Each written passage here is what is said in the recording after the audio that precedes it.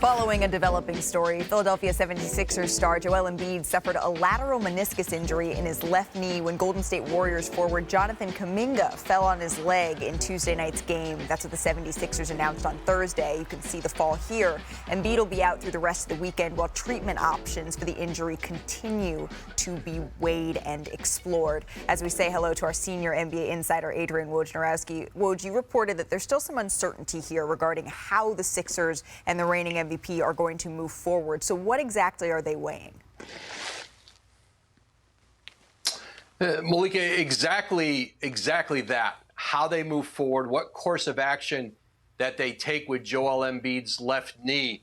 And the expectation is they'll have a decision on that either late this weekend, early next week. But really the two courses right now for Joel Embiid, it appears, either a period of rest and rehab on that injured left meniscus, or is there some sort of corrective procedure that needs to take place? And so I think in either scenario, I think the Sixers certainly have to brace for some period of time without Joel Embiid. One thing that's interesting, though, Malika, that is still going on even while there's some uncertainty around Joel Embiid's immediate future with the Sixers with that knee, is that this is a front office that's still really engaging here ahead of the trade deadline, trying to improve this team, and talking about the kinds of deals you would make with an expectation that when they're going to be playing important basketball this spring, that the hope is that Joel Embiid is a part of it and on the floor. That's how they're proceeding right now. Can that change? Of course that can change. That's always fluid. But this is a front office, that I'm told, you talk to other teams who are talking to them, they're still out there really trying to improve this team around Joel Embiid with Embiid in mind on the floor. But we'll have a clearer picture probably sometime late this weekend, early next week, probably as soon as Monday, about whether, again, that could be rest and rehab for Joel Embiid, or is there some kind of procedure that he might need on that left knee? Right, because still without Joel Embiid on the floor, you see Tyrese Maxey have 50-plus points like he did last night. Clearly, this is still a 76ers team that has all of the pieces. For now, we wait and see the official diagnosis, what comes next for Joel Embiid. Woj, thank you so very much for your time. I want to bring Zach Lowe back into this conversation, as well as Chiney, Ogwumike, Kendrick, Perkins. Zach, what's your reaction to what we just heard from Woj? It's just sad. I mean, set aside the trade deadline element, the team championship element, the pressure on Joel Embiid and all that to prove it in the playoffs element.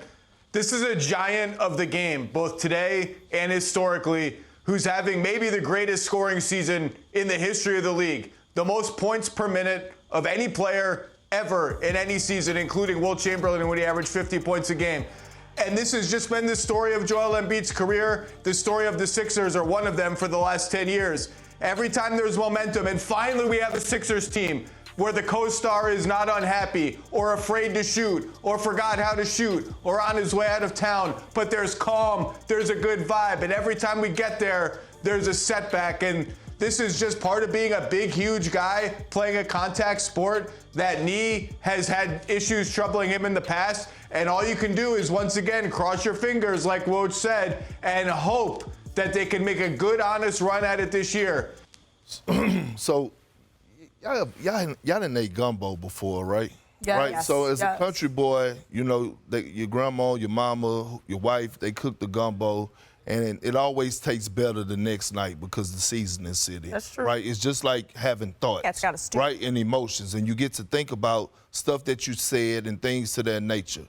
So I think about, right, what Joel Embiid is at right now. And I don't even want to get into the conversation of should we shut him down for the season? Should he come back right now? What's the championship window? Let me talk to Joel Embiid as the player, right, and for his future, even after basketball. Because, see, a lot of people are not going to tell you the aches and pains that you're going to have to go through. Go talk to a lot of legends that didn't have knee replacements or didn't have problems getting out of bed. Joel Embiid is a father. I am a father. The best thing in the world is being able to get out in the driveway and do things with your children after you retire, right? He has a son named Arthur, I believe it is, right? That's the thing, right? You focus on the long term, right? Basketball is just one thing, because I'm going to tell you this. Nobody from, and this is not a knock, and I'm not just like trying to, throw shade on the Celtics. This is an example. Nobody's from the Boston Celtics or from the Oklahoma City Thunder or from the Cleveland Cavaliers or from the New Orleans Pelicans, the teams that I played for, are calling my phone and asking how my body feel on a day-to-day basis. It's just the reality of it. So sometimes it's okay to be selfish and take care of you, right? Although we all want to see Joel Embiid on the floor. I want to see him. As a former center, I want to see this guy do big things. I want to see him compete for an NBA championship. But I also want to see this man healthy for the longevity after basketball. Yeah, and Perk, I'm right there with you, and I like that gumbo analogy because the season it starts hitting differently the next day. And I've always been someone that says, let's wait for the medical information, and we got a little bit of it, right? We got what we heard was meniscus, and now we're waiting on the timetable, the exact one. But I think when you see the bigger picture, they have something really good going on in Philly. Mm-hmm. I mean, Tyrese Maxey, for a day, 24 hours where there was really difficult news. Imagine the character of that young man to go out there and say, you know what? We're going to still be all right. There's something brewing within the Sixers franchise that they have to protect. But the guy right there you're seeing on that graphic, he is the center of that. Yes, he's missed a lot of games over his career.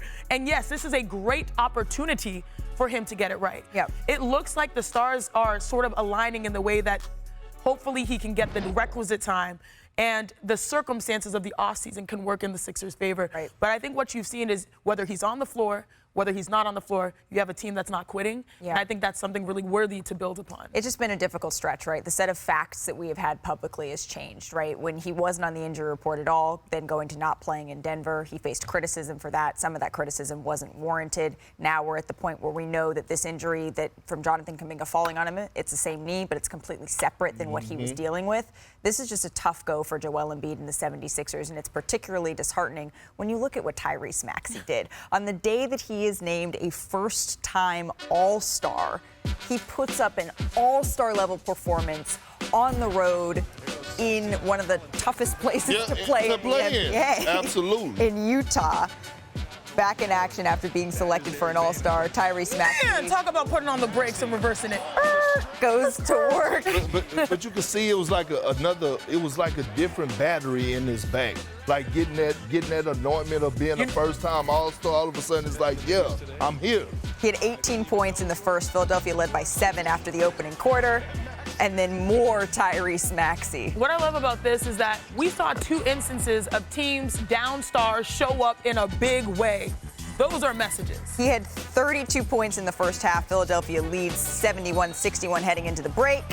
And then he finishes that tough lay-in for his 40th point of the night. His third 40-point game this season, second most in a season by a 76ers player. Hesitation, dribble, stop on a dime, knockdown 3. Hold your follow through. Yeah, age 23 or younger. I mean, but it was still a game at this point, Chiney. It was, of course, but no one freaked out. Go ahead, Perk. And no one did because of that guy right there. His leadership on that squad has been not talked about enough in Patrick Beverley. Here's Tyrese Maxey. You won, baby! Come on, man! Here we go! Here we go! Good job, man! Speed! 1, 2, 3, 6! He about to cry!